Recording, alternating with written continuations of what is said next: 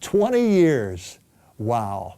It's hard to believe that when we signed WAYJ on the air on October 9th, 1987, we only had enough funds to run the station for a couple of weeks. God has been faithful. Now, 20 years later, 20 years of ministry, we're still committed to the same mission and same vision we had from the studios in Fort Myers, where WAY-FM still resides today. We've grown from an original staff of only 4 people to now more than 80. 80 committed individuals who love their communities and who are committed to making a difference for Christ in their respective cities. I've once heard it said that you really can't appreciate where you're going until you get a glimpse of where you came from. Well, tonight as we celebrate this 20-year milestone, the first time we've all ever been together, let's take a look back on WAY-FM's journey from 1987 to the present.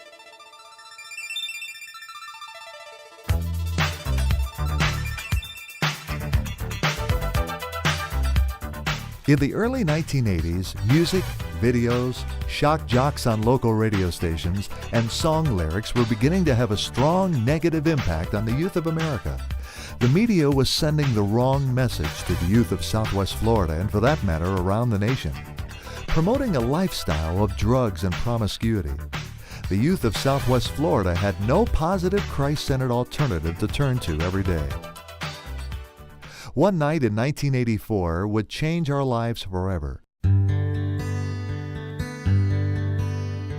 My wife and I attended a Mylon Lefevre concert that was sponsored by a small local church in Fort Myers. We stood in awe after the concert as we watched over 100 young people come forward to give their lives to Christ. When the night goes on forever,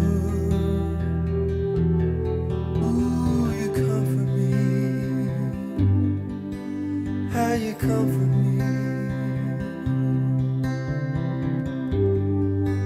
When I'm cold and need shelter,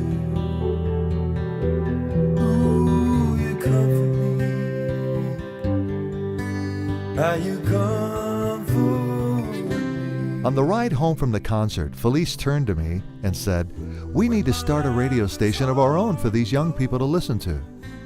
Now, although I worked in radio my entire adult life, I didn't have a clue as to how this could be done, and my response to her was, "You're crazy." But in spite of my lack of faith, God did plant that seed in my heart that day, and through the series of events in our lives, He gave us the courage to step out of our comfort zone and trust Him. And God proved Himself faithful. The FCC permit for WAYJ arrived on Christmas Eve 1986. Talk about a Merry Christmas. We knew that our sign-on day and those first few months on the air would be critical if we were going to succeed, so we hired the best DJs we could afford. They too were excited to be part of something brand new, an all-music top 40 Christian radio station. Curtis, come in here. You know, this high school football stuff is really getting to be serious business, man. Yeah, I believe it's going to be a really good season, though, you know? Tell me about it. Yeah? You know, I was thinking the other day that football is a whole lot like the post office. Well, what do you mean by that? Well, you know, they both spend hours trying to move a small object, you know, like 100 yards. Yeah, I know.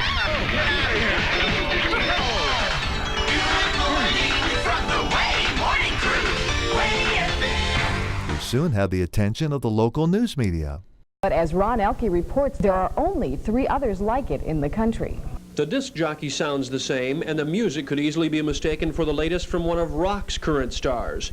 But this is not rock, it's contemporary Christian music, a 24-hour alternative for Southwest Florida teens and young adults. Music, we feel like, is a real strong tool. It's a universal language. Music is it's attracting in our society, and people will tend to listen to a song maybe more readily than they would a preacher right off the bat. WAY-FM Fort Myers gained momentum quickly through the dedication of the small but committed staff. WAYJ became a powerful voice in Southwest Florida. As WAYJ's concert ministry grew, artists from Nashville would come to perform in Southwest Florida from time to time. And without a doubt, they would always ask the same question: what would it take to bring WAY-FM to Nashville? After all, it was America's music city. The timing was right. Our board was ready for a new challenge. An application in the Nashville area was filed in 1989, and much to our surprise, it sailed through. WAY-FM was about to launch our second radio station. WAYM signed on the air March 11, 1992. Middle Tennessee and the music industry welcomed us with open arms. Soon, we were able to begin numerous FM translators throughout the state of Tennessee. With both Fort Myers and Nashville up and running, God miraculously opened up an opportunity for WAY-FM to begin a third radio station in West Palm Beach, Florida. Because we had just recently launched the Nashville station, we had little to no money for equipment or the funds needed to hire someone to lead the project. Then one day, out of the blue, I received a call from Dusty Rhodes.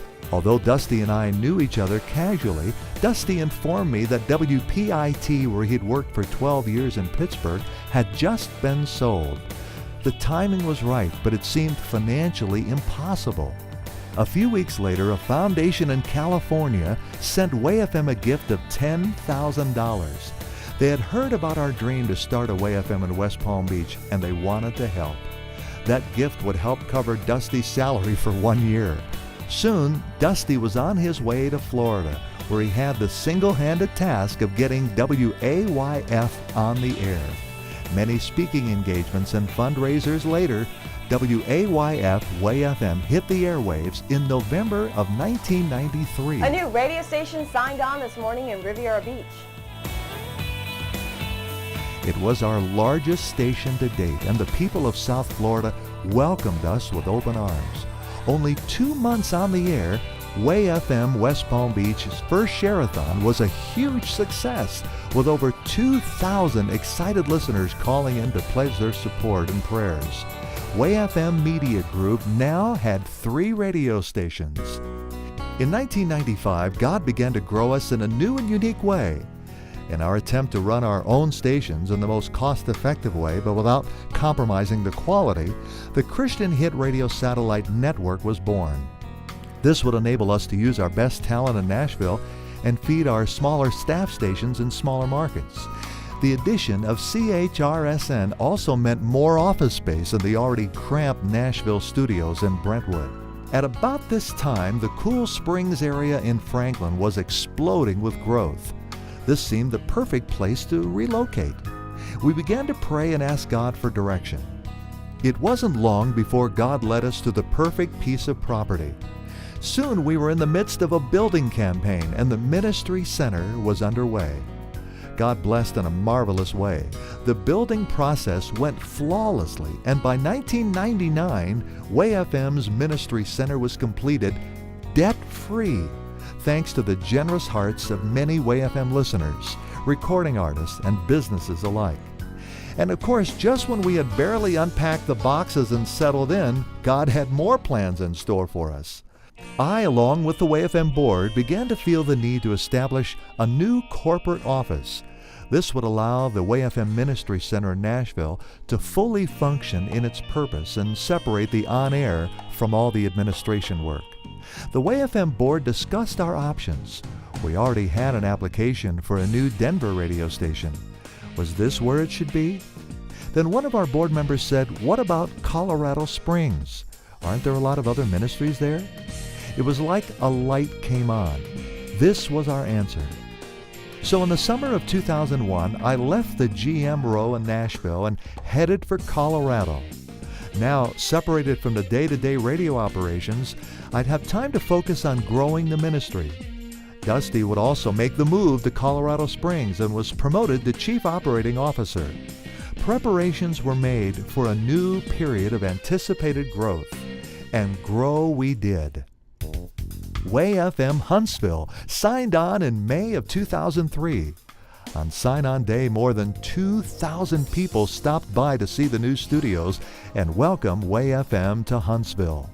The WAYH team immediately began to roll up their sleeves to impact North Alabama. We also began our first outreach in the Pacific Northwest with the addition of the former KZOE Longview, located just north of Portland. Danny Houle and his enormous staff are making a real difference in this region of the country, known as one of the most unchurched areas of our nation. In 2004, 3 more WAY-FMs were born. After waiting more than 8 years from the time we filed our application, WAY-FM Denver signed on the air in March of 2004. A new format featuring a more rock-influenced version of WAY-FM was introduced at this time. Denver was WAY-FM's first entry into a top 25 market, and it has been well received. WAY-FM Tallahassee came to be in June of 2004. This fulfilled a dream originally dating back to 1994 when a group of businessmen led by youth pastor Chuck Ryer donated the FCC permit to WAY-FM a year earlier. Yes, donated. WAY-FM WAYT became the third WAY-FM in Florida. Their ministry to the youth among the college campuses in the area is so important. WAY-FM Wichita also joined our family in the summer of 2004. We became the only locally operated Christian music station in the second largest city in Kansas. This station overcame enormous obstacles early on that were reminiscent of biblical plagues. With the tremendous growth across the country, including new stations in Clarksville, Tennessee and Bowling Green, Kentucky, the Colorado Springs home office also grew. CHRSN added its first CHRSN affiliate manager, Farron Dice. Farron, already in Colorado Springs, left Focus on the Family in 2003 to join WAY-FM. Farron had a passion to bring WAY-FM's programming to new stations. The number of station affiliates grew quickly, especially with the addition of Total Access, an idea Farron presented to the leadership team soon after his arrival. Total Access has been the main catalyst for the recent spurt of growth of CHRSN and is frequently featured in many radio industry trade magazines. The rapid growth of WAY-FM Media Group also brought about the creation of a senior leadership team in the last 2 years. WAY-FM hired its first Chief Financial Officer, Dar Ringling, in 2005. Lloyd Parker, formerly of EMF, also joined the team as Chief Operating Officer when Dusty was promoted to Senior Vice President. A team of 19 people in the Colorado Springs office provides much of the financial oversight, technical support, and legal and expansion strategies for all of WAY-FM's 100-plus frequencies nationwide. Somehow, it doesn't seem possible that 20 years has passed. WAY-FM has been incredibly blessed to have so many dedicated and talented people serving all over these years, including today. From top air talent to the office responsibilities, all the way to the board, each person has made a huge impact on this radio ministry and contributed to its growth and impact in the lives of each of the communities we serve. God has opened up doors for us to not only minister on the air, but to reach thousands of young people through our concert ministry each year. The internet has enabled WAY-FM to touch lives across the globe in areas that our normal FM signals could never reach. Mission trips have given us the opportunity to invite our listeners to go into impoverished areas and make a difference in the lives of people who live in conditions so desperate that it would break the hardest of hearts.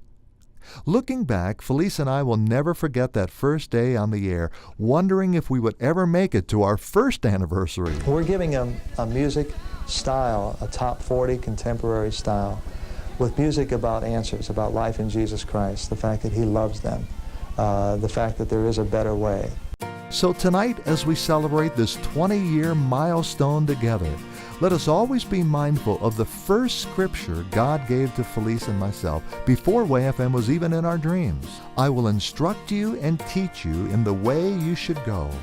I will guide you with my eye. I see the city lights all around me. Everyone's obscure. 10 million people, each with their problems. Why should any